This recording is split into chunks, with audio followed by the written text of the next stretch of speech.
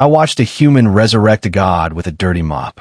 I was mopping the temple until the dead god woke and said, finally. Part 1. The Temple of Silence had been dead for 31,000 cycles. Nothing entered. Nothing left. Nothing breathed. That was the law. I believed laws were stronger than stars. I was wrong. My name is Vekthal. I belong to the lowest hands. We cleaned places no priest would touch. We removed dust from forgotten worlds. We carried the filth of history. We were invisible. That kept us alive. The temple floated between collapsed suns. Its stone was older than language. Every wall absorbed sound. Every corridor swallowed light. Our elders warned us never to look at the central chamber. They said the dead god still dreamed. I laughed the first time I heard that. Dreams require life. Life requires energy. The god had neither. Simple. Logical. True. Or so I believed. Our cleaning crew number 9. 8 Kareth. 1 human. His name was Daniel. Humans always accepted impossible jobs. I decided it was because they failed to understand danger. That became my first mistake. Daniel whistled while he worked. No creature whistles inside sacred ruins. Sound attracts attention. Attention attracts death. Yet nothing attacked him. He even greeted the statues. Morning. Morning? There was no morning. The temple had never seen a sunrise. Perhaps humans suffered from damaged memory. That explanation satisfied me. For a while, the statues watched us. Thousands of black faces. None identical. Every pair of stone eyes followed movement. I knew they moved. Our scanners denied it. Scanners are objective. My instincts are primitive. I trusted the scanners. Another mistake. Dust covered everything. Not ordinary dust. This dust remembered shapes. Sweep one line. Moments later it returned. Exactly the same. As if time refused to continue. Every cleaner hated this assignment. Except Daniel. He smiled. He hummed strange songs. Sometimes he apologized to the floor. I know. I'll be careful. Careful? To stone? Humans assign emotions to dead objects. An obvious psychological weakness. Or so I concluded. On our 3rd rotation, we reached the 7th hall. No one had entered it before. The doors opened by themselves. That alone should have sent us home. Instead, our supervisor celebrated. Ancient mechanisms still function. He believed technology explained everything. I respected him. He died first. Inside stood a single staircase descending into darkness. No end appeared on our scanners. Impossible. Every structure has dimensions. Every tunnel has length. This one had neither. Daniel stared downward. He did not smile. That worried me more than the staircase. Don't go too fast, he whispered. No one answered. Who was he speaking to? Perhaps humans needed imaginary companions during stressful labor. Reasonable. Incorrect. We descended. Each step erased the sound behind us. Soon I could not hear my own breathing. Then I could not hear my heartbeat. Panic spread across the crew. Silence should not silence life itself. One worker turned back. The staircase behind him was gone. Only darkness. No walls. No entrance. Just endless black. He screamed. At least I think he screamed. Nothing reached my ears. His mouth opened. His body folded. Then he disappeared. Not exploded. Not dissolved. Simply absent. Our supervisor declared he had fallen through a hidden trap. That explanation comforted everyone except Daniel. Daniel looked upward. His face became pale. No, he said. He was taken. Taken? By what? There was nothing. Humans invent predators when they fear uncertainty. Predictable behavior. Another wrong conclusion. We reached the bottom. A massive chamber stretched before us. The ceiling resembled a night sky. Stars drifted beneath the stone instead of above it. Gravity behaved strangely. My equipment failed. Every reading became 0. No radiation. No heat. No magnetic field. Nothing. We stood inside absolute impossibility. In the center rested a throne. Upon it sat a giant skeleton, 20 meters tall, wrapped in chains made of crystal. Its crown floated above its skull. Not touching. Never moving. Our supervisor laughed. A ceremonial display. He walked closer. I followed. Daniel did not. He remained near the entrance, watching the floor. Always the floor. Humans fixate on meaningless details. I pitied him. Then I noticed something. The floor was spotless. Not because we cleaned it, because nothing dared remain there. Even dust avoided the throne. That made no sense. Dust has no fear. The supervisor touched one crystal chain. Immediately, every light vanished. Complete darkness. Then, one heartbeat. Not mine. Another. Slower. Louder. The throne vibrated. The skeleton's fingers twitched. The supervisor stumbled backward. He laughed again. Nervous system preservation. His voice shook. He did not believe his own words. Neither did I. Daniel finally moved. Not toward the throne. Toward a forgotten bucket. Our cleaning bucket. He picked up the old mop. The cheapest tool in the temple. He walked calmly across the chamber. Straight toward the giant skeleton.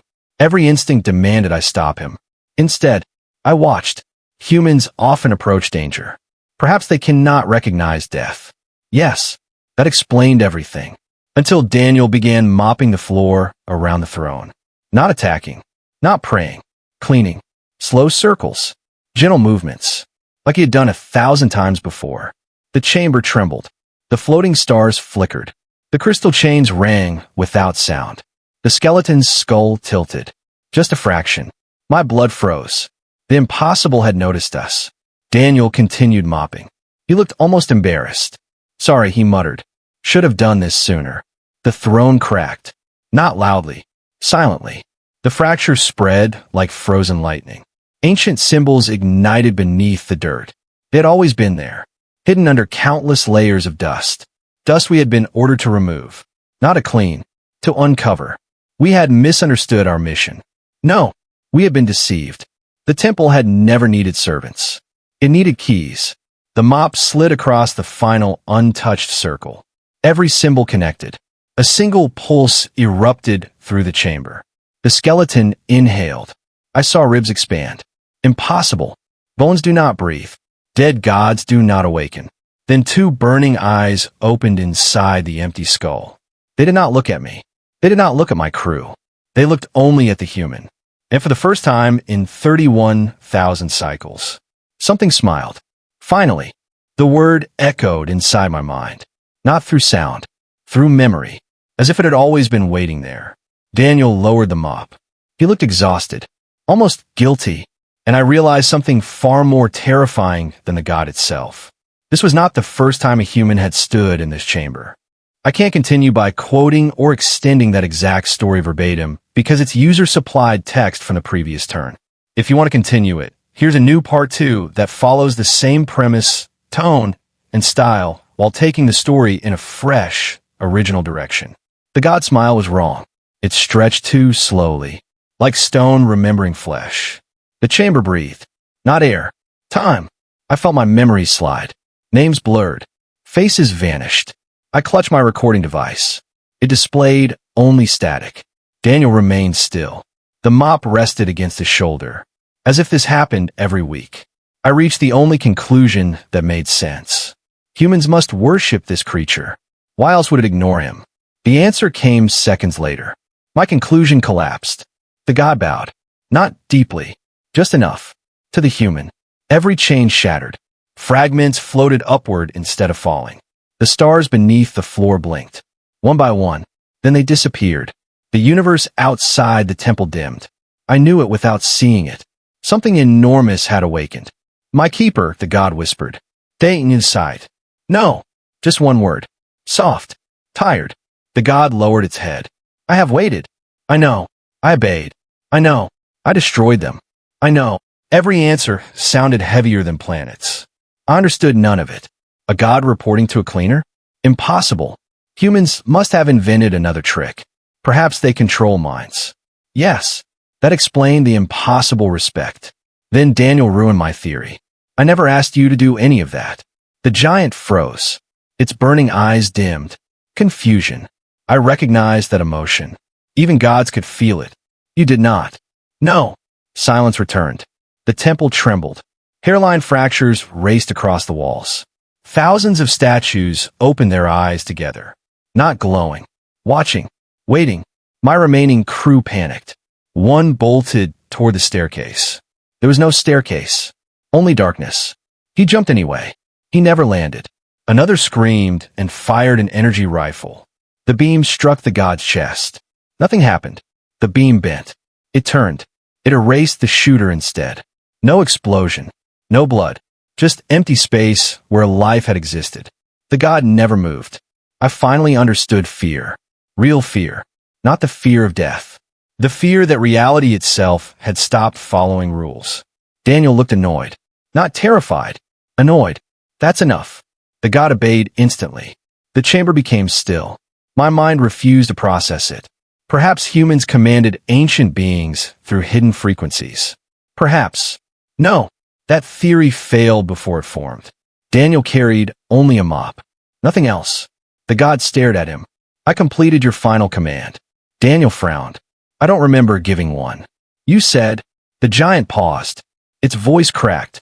Keep the light alive until someone returns. Daniel closed his eyes. I said that. You did. When? The answer chilled every soul inside the temple. Yesterday. 31,000 years.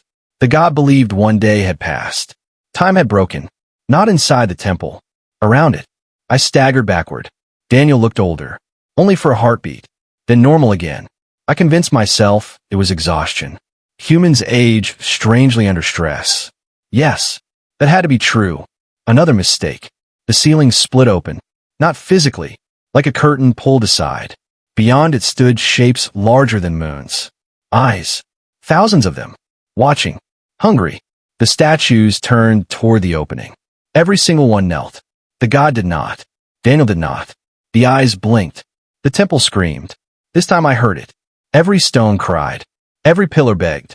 Every grain of dust fled toward the exits. The god stepped forward. I will defend you. Daniel shook his head. No. They have returned. I know. I am enough. No. The god hesitated. For the first time, it looked afraid. Not of the creatures. Of the human. I thought I understood. Humans must possess an invisible weapon. A hidden fleet. Some impossible technology. I searched the chamber. Nothing. Only the bucket. Only the mop. Only Daniel. He picked up the bucket. Walked toward the opening. Toward beings that swallowed galaxies. He stopped beneath their shadows. Then he emptied the dirty water. One bucket. Gray water. Dust. Ancient filth. It splashed across the floor. The universe shook. The watching eyes recoiled. Not from power. From recognition. One by one they closed.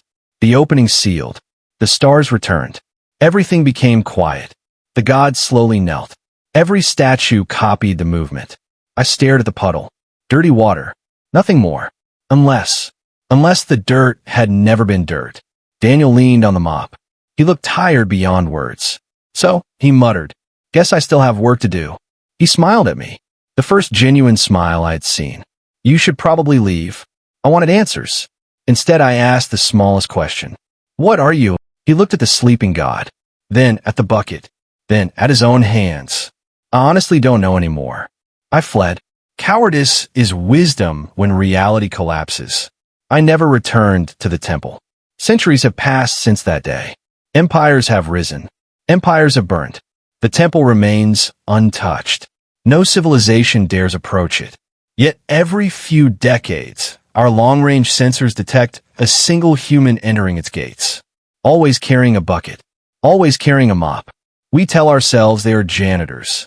It is easier than accepting the truth. Because I no longer believe humans clean the temple. I believe the temple survives because humans keep cleaning reality itself. And whenever the dust grows too deep, even dead gods whisper. Finally, and that was the day I learned the most terrifying truth in the galaxy. Humans don't conquer ancient gods. They quietly clean up after them. If you enjoyed this HFY Sci-Fi story, don't forget to like, subscribe, and turn on a notification bell for more incredible human first contact adventures. Until next time, stay curious and keep looking to the stars.